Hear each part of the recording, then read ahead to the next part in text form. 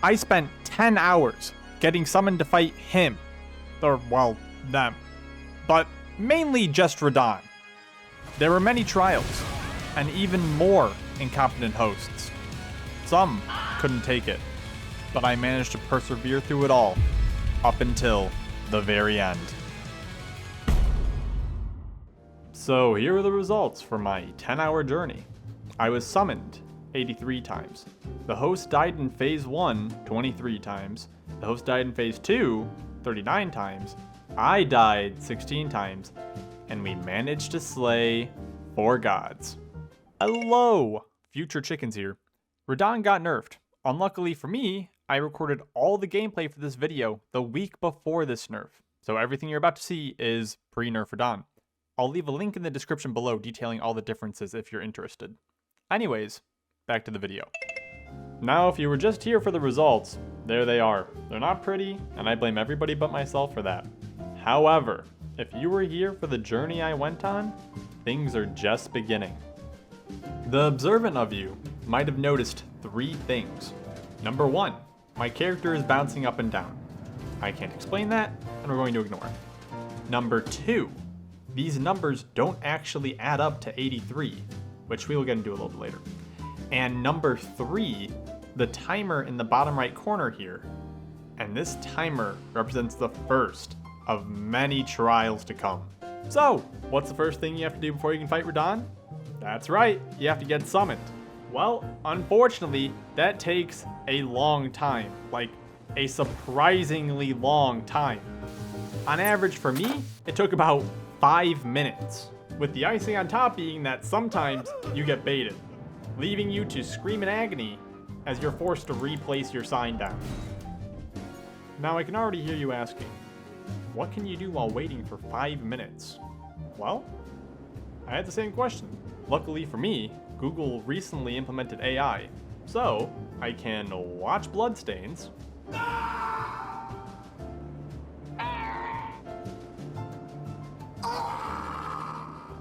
I can find funny spots that just so happen to be asymmetrical. I can mess around with emotes dangerously close to the edge. Kind of like this guy. Wait, what's wrong with his name? Is that Knit? Also, I wonder what this means. Next, I can hit leg day. And lastly... Me? Just hanging around.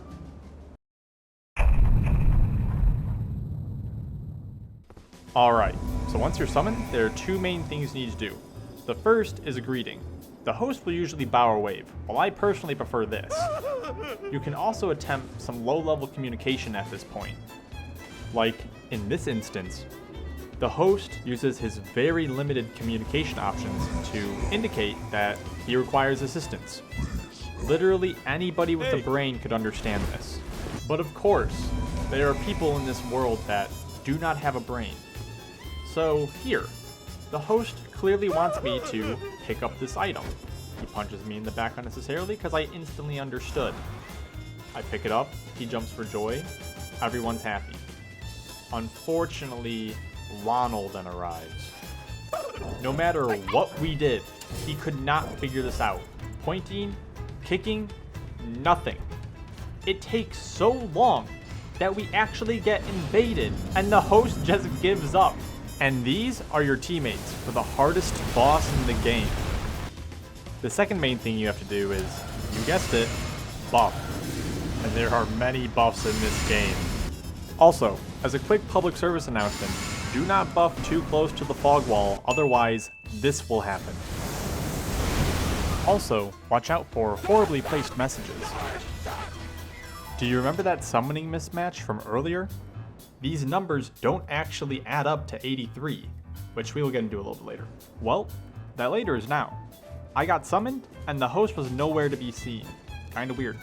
However, it is now time for an epic name montage. Help, Saint Child Touch, Stupid Monkey, Bald Rat, Mesmer's Male Wife, Leg Box, Curse You Radahn, and Plobfather. By far, the most popular names were the Let Me Solo hymns in all of its many variations, with my personal favorite being let me die.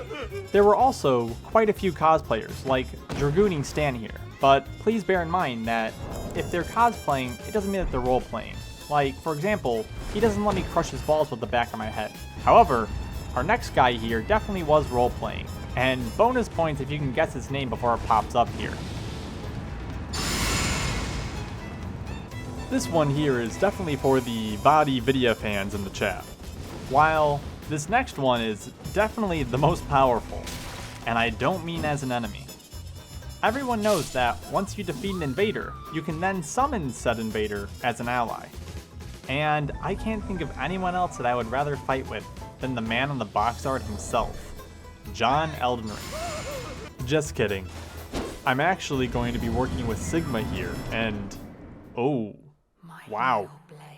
Looks like this is the host's first time, intro cutscene and all. That's not foreboding. Here, let me skip this for you.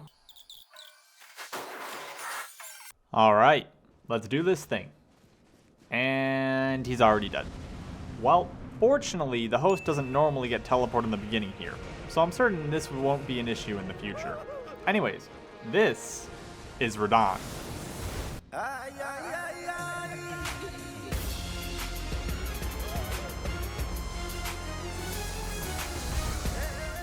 To be honest, this first phase is actually really easy. Just run in and pull aggro for the host if he's in danger. But even if phase 1 is easy, some hosts will still make it hard. Like here, the host is running for his life, but also running away from me. And I even get glitch pushed away from him. Nothing could be done here, and nothing can be done for hosts that have no idea what they're doing.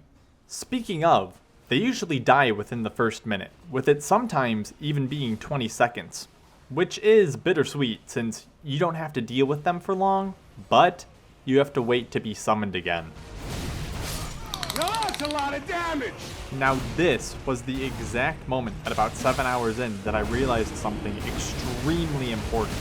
You see, I had been taking different amounts of damage from the same exact attack without ever realizing it until now. And that's where these guys come into play. Long story short, there's a new host-specific progression system which directly affects all damage taken and dealt. You collect these and get stronger. The max is 20, and you can check it in the status page here. This is what it feels like fighting at different levels.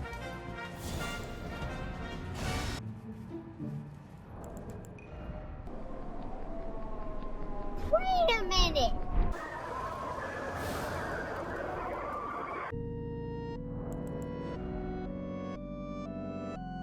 Moving on, here are the 4 notable playstyles, which just means anything other than the normal run up and hit him, which is basically what I do. Let's start with the Great Shield. This build should not really even be possible in this game. Like, just count how many times he attacks Radahn here. Lost count already? Yeah, me too. Like, this shouldn't be possible. I don't know how this works. 17 times! Are you kidding? Like, how is this in the game? We're moving on. This upcoming playstyle isn't as nearly broken or overpowered as the last one, and they're really hard to work with. They are the casters. These guys are pretty self-explanatory, but there are a few caveats, like how they tend to die in one hit, and if there are 2, well, good luck. You have to keep him focused on you at all times, otherwise it is doomed. The game plan is to only dodge him until he is about to leave you, like my girlfriend. Then, knock her up, knock him around to keep him focused on you. Honestly, it really is just fun for one here, as I can't imagine any caster actually having fun in this game. But this next one is a personal favorite, and that is the healer. I'm not gonna lie, I only ran into one of these guys, but he was definitely a favorite. And even his name, he was role-playing as a babysitter, which I honestly, it's just perfect. It really is. It's how I feel. It's like he gets me. Quite unlike our next one here. This one is a personal least favorite, aka I hate them, they are terrible, and are called cowards. Like here, The host summoned only me and then just ran away to watch the fight. I do not understand these guys. There was one situation where being a coward is acceptable, and we'll get to that later. But for now, we got some glitches. So, admittedly, this one is on me, as my internet is roughly as fast as Yemen's. But at least it's faster than some, well, other places. And this gives Radahn the ability to teleport. As for the next one, we got invaded during the fight itself, which shouldn't be possible. It did not end well for the invader or myself. He couldn't get into the arena, but I couldn't get him out of my head, and I was killed shortly after. This one is just unfair. I get hit out of the air when you're supposed to be invulnerable. Then, when I get up, he hits me with a literally undodgeable attack. Next, I find out that my computer is fighting for its life just as much as I am. Yes, this is real gameplay. And I wish it was an isolated incident, but it's not. Luckily for me, the host came in and saved me by, well, just watch. Got you, homie! Yet again, the full cutscene. Don't worry, I'll spare you.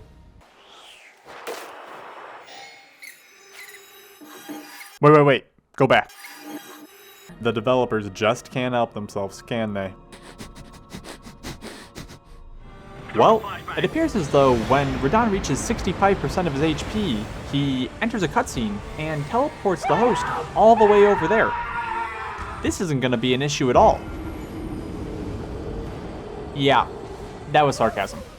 I lost so many runs to this transition. The host just kept dying right after it. Like, so many just couldn't last 20 seconds. They even started dying during that transition, like here. My fellow summons started dying during that transition. Hell, even I started dying right after the transition. It was bad. Like, really bad. It was kind of demoralizing. So much so that my teammate just flat out went AFK once. I can only guess that he just assumed the host would die like all the others, but miraculously, after 20 seconds, he came back. It wasn't looking pretty though. We still had to sprint over there, and well, let's just say, the host did better than most, lasting a whole 36 seconds. Fun fact, Phase 2 is way glitchier than Phase 1, with some being explainable and others not so much, like here, getting hit all the way across the arena. No idea how that works. And I know you guys have seen the freeze teleport, but have you seen the slide? I actually think I'm getting kind of good at this, because I can actually freeze them on command at this point.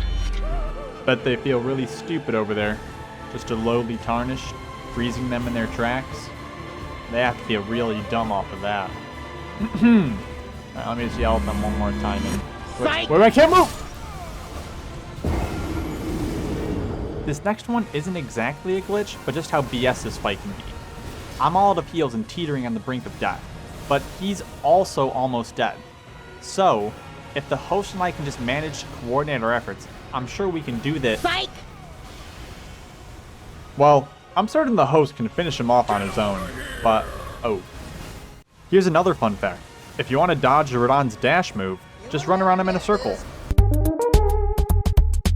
Be careful when you see someone else doing it though. Now, let's get back to the glitches. This one happened a lot. I'm fairly certain it has something to do with having at least one teammate, but I actually think it is kind of fair. Did you catch it? Here, let's zoom in on it. Watch the health bar here, and there it is. Definitely fair. Against Radahn, you really want holy damage negation, because don't manhandle me! Check out my OnlyFans. Right on Radahn. My legs feel a little weak. Let me check something. Alright. Mikola's age of Mikola.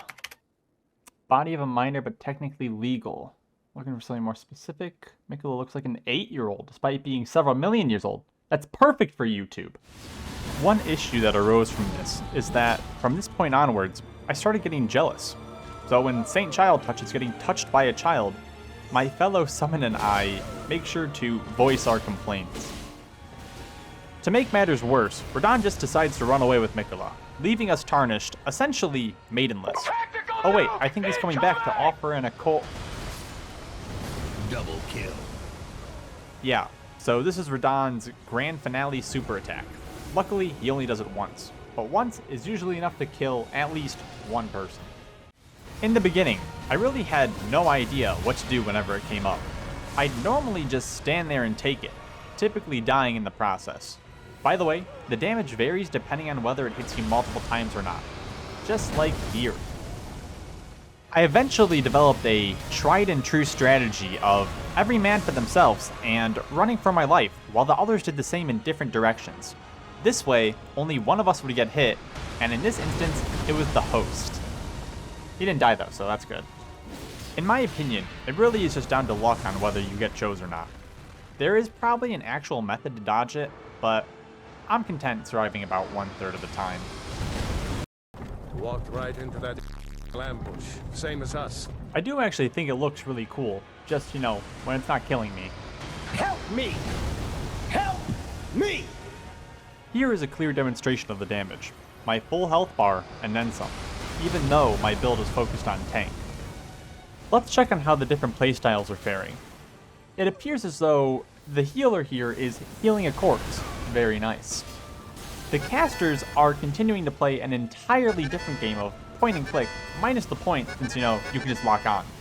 It's a good thing Radahn hasn't targeted either of them yet, since I'm not sure they've ever even had to dodge an attack in their life. Good thing I've been managing to keep their attention on me. 1 second, I need to heal. Oh, it appears in the second that it's taking me to heal, Radahn has targeted the caster host and killed him in one hit. This accurately sums up almost all of my experiences with casters. Next up, you love to hate them, the cowards.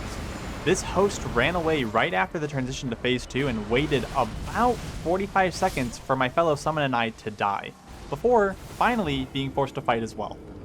I really truly despise these people. As for the next example, you'll have to excuse the fact that this is back in phase 1, but this is the most egregious example that I have. This host pretended to be AFK and literally just watched the fight before running away when he sensed danger. What is wrong with this guy? There's no possible explanation for what he is doing. Scum, trash, maidenless, all of these apply. Your life is nothing. The generic, let me solo him over there, is fighting for what? This guy? Absolutely not worth it. At all. You serve zero purpose. The only good thing that comes out of people like this is the satisfaction of watching them suffer and die. Nice heal. Nah. Yeah, that felt good. I really don't understand these guys on a fundamental level. Like, what reason do they have to just run away and hide? It doesn't make any sense. What? What just happened? Radahn's dead? How? The host was over there. Who's this guy?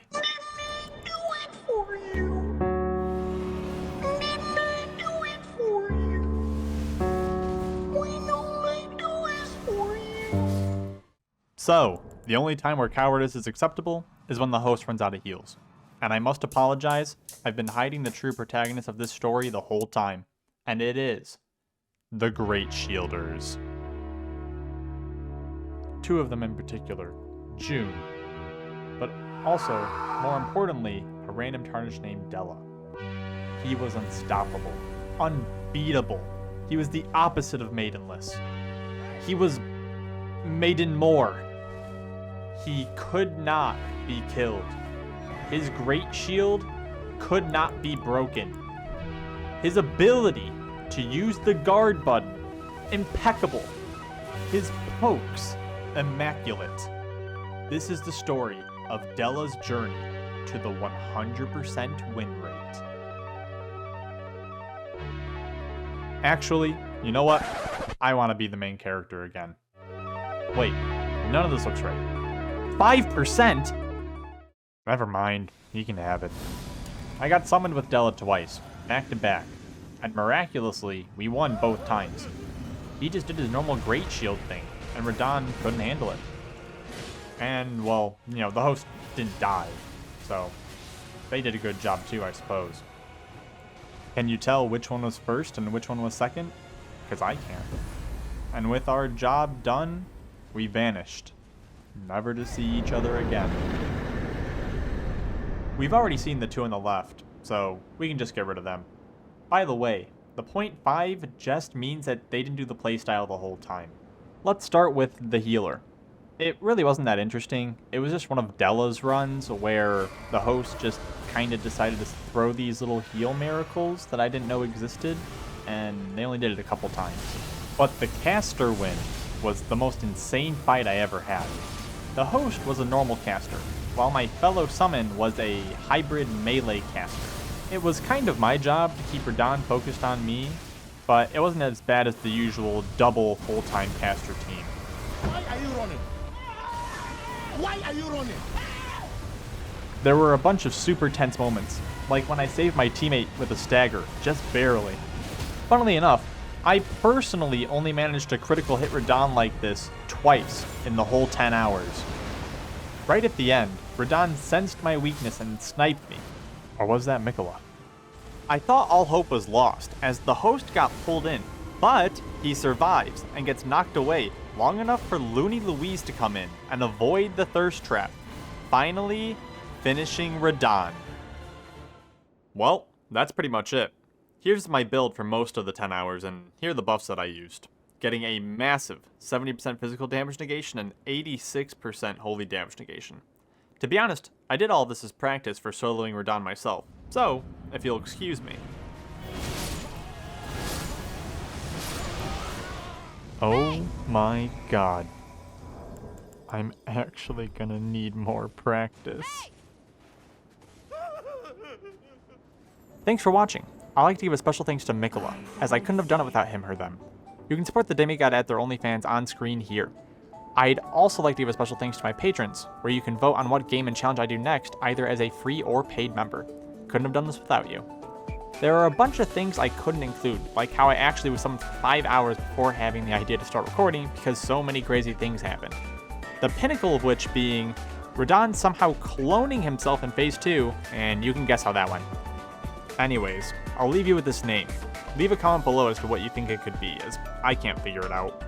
And please, try not to get banned in the process.